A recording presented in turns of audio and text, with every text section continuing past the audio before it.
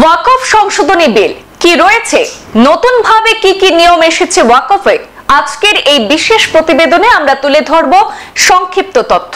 তবে এতে আমরা কোনো ধরনের মতামত বা বিতর্কে যাচ্ছি না, শুধুমাত্র তথ্য ভিত্তিক এবং স্পষ্টভাবে বিলে যা যা বলা হয়েছে শুধু তাই তুলে ধরার চেষ্টা করব। সম্প্রতি সংসদে উত্থাপিত হয়ে শেষ পর্যন্ত আইনে পরিণত হয়েছে দ্য ওয়াকফ অ্যামেন্ডমেন্ট বিল 2025। এই সংশোধনী বিলটি মূলত 1995 সালের ওয়াকফ আইনের অর্থাৎ ওয়াকফ অ্যাক্ট 1995 এর কিছু গুরুত্বপূর্ণ দিক সংশোধন এবং আধুনিকীকরণের লক্ষ্যে আনা হয়েছে বলে দাবি সরকার পক্ষের। ওয়াকফ সংশোধনী বিল 2025, এতে ওয়াকফ ব্যবস্থাপনায় বড় পরিবর্তন এসেছে। এই সংশোধনী বিলের মাধ্যমে ওয়াকফের সংজ্ঞা, ব্যবস্থাপনা, নিবন্ধন এবং সম্পত্তির উপর নিয়ন্ত্রণের ক্ষেত্রে ব্যাপক পরিবর্তন আনা হয়েছে। নতুন আইনে ওয়াকফ শব্দের অর্থ বদল করে নতুন নামাঙ্কিত করা হয়েছে unified Waqf management, empowerment, efficiency and development act. এটি কেন্দ্রীয় সরকারের গেজেট বিজ্ঞপ্তির মাধ্যমে সদ্য কার্যকর করা হয়ে গেছে। সংশোধনী বিলে বেশ কিছু ধারা বিয়োজন এবং ওয়াকফের বিভিন্ন নতুন উপধারা সংযোজন করা হয়েছে, যেমন আগাখানি ওয়াকফ এবং বোহরা ওয়াকফের সংজ্ঞা, সরকারি সংস্থা এবং সরকারি সম্পত্তি সংজ্ঞায়িত করা হয়েছে। ওয়াকফ নিবন্ধনের জন্য পোর্টাল এবং ডেটাবেস ব্যবহারের কথা বলা হয়েছে। এছাড়াও যে কোনো ব্যক্তি যিনি অন্তত 5 বছর যাবত ইসলাম ধর্ম পালন করছেন এবং যিনি সেই সম্পত্তির বৈধ মালিক, তিনি কেবল ওয়াকফ করতে পারবেন বলে উল্লেখ করা হয়েছে। এছাড়াও ওয়াকফ আলাল আওলাদ করার ক্ষেত্রে উত্তরাধিকারীদের, বিশেষ করে স্ত্রী সন্তানদের এবং মহিলা উত্তরাধিকারীদের বঞ্চিত করে ওয়াকফ করতে পারবেন না বলে বলা হয়েছে। এখন থেকে ওয়াকফ আইন প্রণয়নের পূর্বের অথবা পরে ঘোষিত বা চিহ্নিত কোন কোন সম্পত্তিকে ওয়াকফ সম্পত্তি হিসাবে আর বিবেচনা করা হবে না, এই প্রশ্নে নতুন বিলে আনা হয়েছে যদি কোনো সম্পত্তিতে বিতর্ক থাকে তাহলে রাজ্য সরকারের নোটিফিকেশনের মাধ্যমে কালেক্টররা বা উচ্চপদস্থ কোনো আধিকারিক তদন্তকারী অফিসার নিয়োগ করবে। তদন্ত শেষ না হওয়া পর্যন্ত ওয়াকফ গণ্য করা হবে না।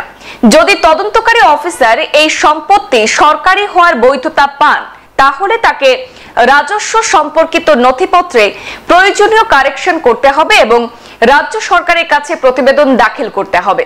রাজ্য সরকার তখন ওয়াকফ বোর্ডকে তদন্তকারী অফিসারের প্রতিবেদনের ভিত্তিতে বোর্ডের রেকর্ড ঠিক করার আদেশ করবে।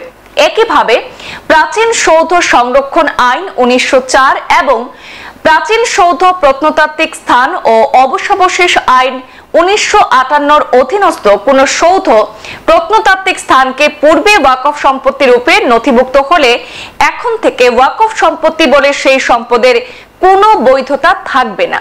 এখন দেখে নেব নতুন আইনে বোর্ড গঠন প্রক্রিয়া কিভাবে হয় আর তাতে স্থান পাবেন কে বা কারা।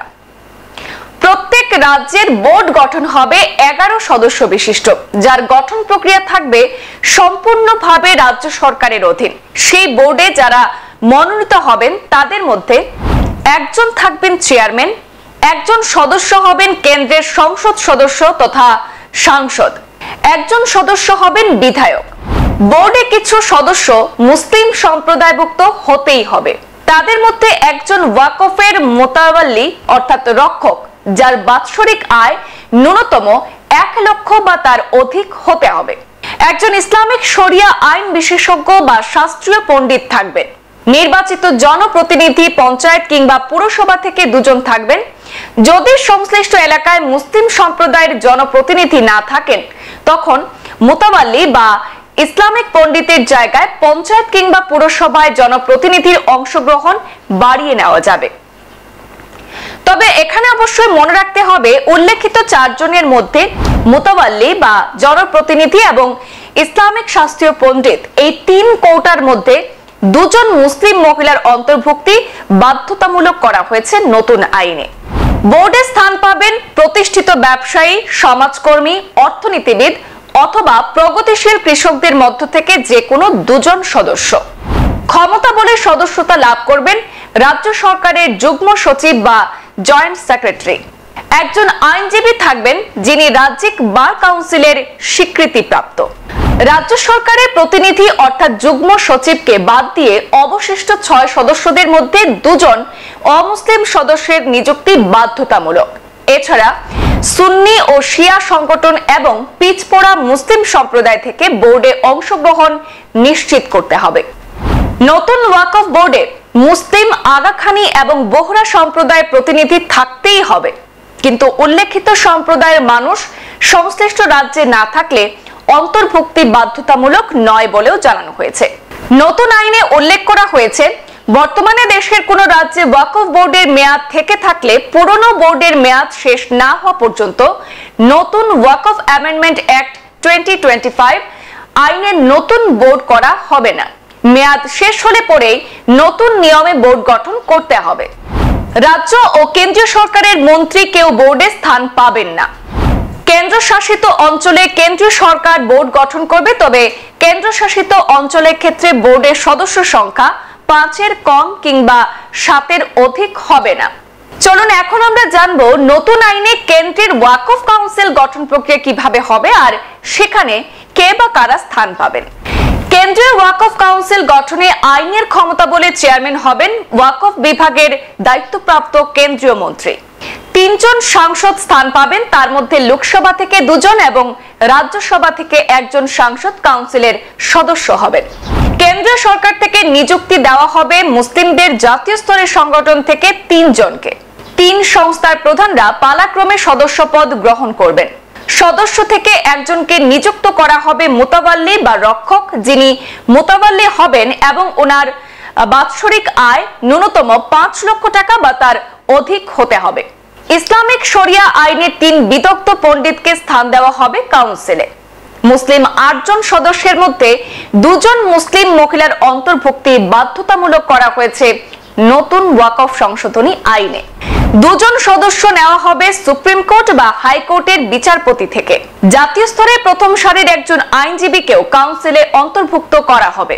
এছাড়াও আরো 4 জন সদস্য নেওয়া হবে জাতীয় স্তরে প্রশাসনিক অভিজ্ঞতা সম্পন্ন, যাদের মধ্যে থাকবেন অ্যাডমিনিস্ট্রেশন অর ম্যানেজমেন্ট অর্থাৎ প্রশাসন বা ব্যবস্থাপনা, ফিনান্সিয়াল ম্যানেজমেন্ট অর্থাৎ আর্থিক ব্যবস্থাপনা, ইঞ্জিনিয়ারিং বা আর্কিটেকচার অর্থাৎ প্রকৌশল বা স্থাপত্য এবং মেডিসিন বা স্বাস্থ্য বিভাগ থেকে নেওয়া হবে।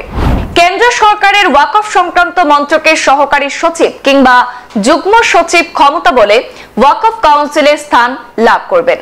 মুসলিম 8 সদস্য ও সহকারী সচিব বা যুগ্ম সচিবকে বাদ দিয়ে অমুসলিম আরো 2 সদস্যের নিযুক্তি প্রদান বাধ্যতামূলক করা হয়েছে। এবার এক ঝলকে দেখে নেব কেন্দ্রীয় ওয়াকফ কাউন্সিলে কারা স্থান পাবেন না। 21 বছরের কম বয়সী কেউ বোর্ড বা কাউন্সিলের মুতাওয়াল্লি বা রক্ষক হতে পারবেন না। মানসিক অসুস্থ কাউকে অন্তর্ভুক্ত করা হবে না। ঘোষিত দেউলিয়া বা ঋণী কেউ সদস্য হতে পারবেন না। 2 বছর বা তার বেশি মেয়াদের সাজাভোগীকে সদস্য করা হবে না। ওয়াকফ সম্পত্তি লুটের অভিযোগ থাকা কাউকে সদস্য করা হবে না। কোনো দুর্নীতিপরায়ণ ব্যক্তি যিনি অতীতে কোনো বোর্ড থেকে বহিষ্কৃত এমন কাউকে কাউন্সিলে নেওয়া হবে না। অনিয়ম বা 2 নম্বরের অভিযোগে আদালতের দোষী সাব্যস্ত কাউকেও সদস্য নেওয়া হবে না।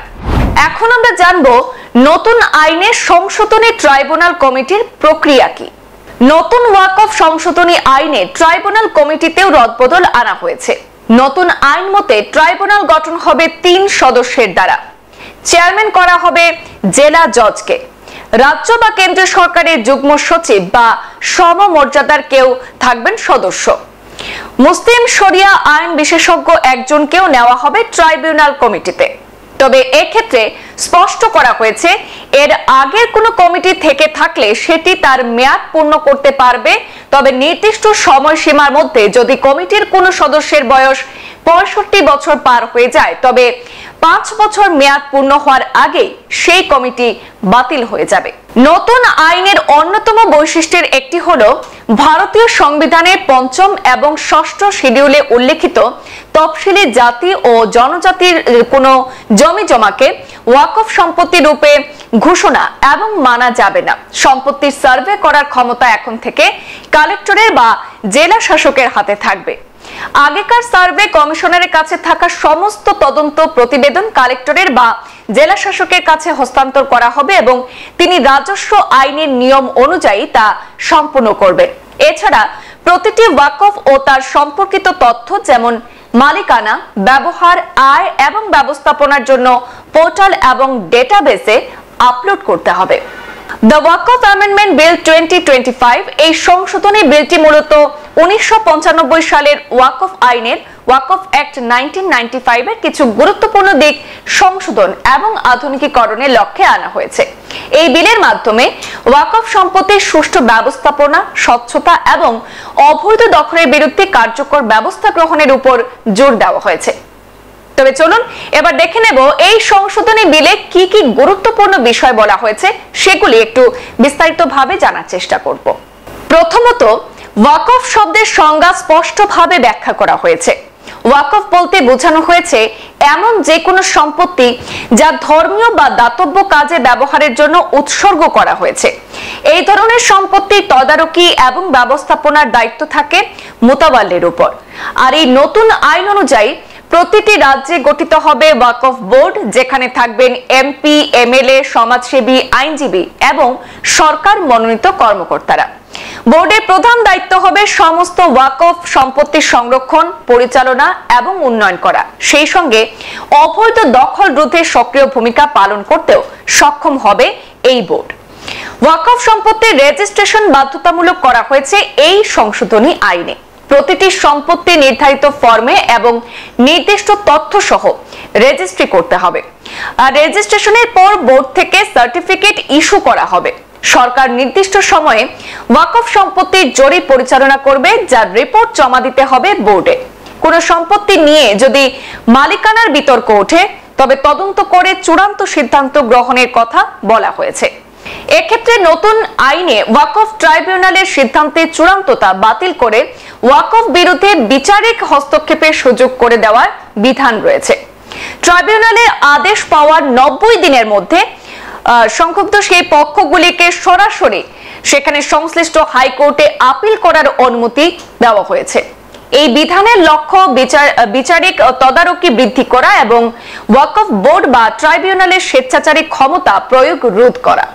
উল্লেখযোগ্যভাবে বিলটি আদালতকে কোনো অধিকার প্রয়োগের বিষয়ে মামলা গ্রহণ করতে নিষেধ করে, যদি না আইন প্রবর্তনের সেখানে 6 মাসের মধ্যে সংশ্লিষ্ট ওয়াকফ সম্পত্তি নিবন্ধিত হয়। আদালত বিলম্বের জন্য পর্যাপ্ত কারণ খুঁজে পেলেই ব্যতিক্রম অনুমোদিত। কেন্দ্রীয় সরকার ওয়াকফ আইন 1995 সংশোধনের জন্য একটি বিলের মাধ্যমে সেখানে ওয়াকফ বোর্ডের সম্পত্তিকে নিজস্ব ঘোষণা করার ক্ষমতা কেড়ে নেওয়ার প্রস্তাব করেছে। এছাড়াও যদি কোনো মুতাওয়াল্লি দায়িত্বে অবহেলা করেন বা অনিয়মে লিপ্ত থাকেন, তবে তাকে অপসারণ করা যাবে এবং প্রয়োজনে প্রশাসক নিয়োগ করা যাবে। হিসাব ও নিরীক্ষার ক্ষেত্রেও কড়াকড়ি আনা হয়েছে। প্রতিটি মুতাওয়াল্লি বাধ্য হবেন বার্ষিক আর্থিক হিসাব বোর্ডে জমা দিতে এবং নিরীক্ষা করাতে। অবৈধ ওয়াকফ সম্পত্তি দখল করা একটি শাস্তিযোগ্য অপরাধ হিসাবে গণ্য করা হয়েছে এই আইনের অধীনে। দোষী ব্যক্তির বিরুদ্ধে জেল বা জরিমানার বিধান রাখা হয়েছে। এই সংশোধনীতে কেন্দ্রীয় ওয়াকফ কাউন্সিলের ভূমিকাতেও নতুনত্ব আনা হয়েছে। রাজ্য ওয়াকফ বোর্ডগুলির কার্যক্রম পর্যবেক্ষণ এবং দিক নির্দেশনার দায়িত্ব থাকবে এই কেন্দ্রীয় কাউন্সিলের উপর। আরো উল্লেখযোগ্য বিষয় হলো ডিজিটালাইজেশনের দিকে গুরুত্ব দিয়ে বলা হয়েছে প্রতিটি ওয়াকফ সম্পত্তির তথ্য ডিজিটাল রেকর্ডে রাখতে হবে। রেজিস্ট্রেশন, রিপোর্ট সাবমিশন এবং মনিটরিং সবই হবে অনলাইনে। এই ছিল ওয়াকফ সংশোধনী আইন 2025-এর বিভিন্ন গুরুত্বপূর্ণ দিকসমূহ। এই প্রতিবেদনটি আমরা কোনো মতামত বা বিতর্কে যাচ্ছি না, শুধুমাত্র তথ্যভিত্তিক এবং স্পষ্টভাবে বিলে যা যা বলা হয়েছে আমরা শুধু তাই তুলে ধরার চেষ্টা করেছি মাত্র। তাই আশা রাখছি এই প্রতিবেদন নিয়ে কারো কোনো বিতর্ক থাকবে না। এখনকার মতো বিদায় নিচ্ছি, দেখা হচ্ছে পরবর্তী প্রতিবেদনে। ধন্যবাদ।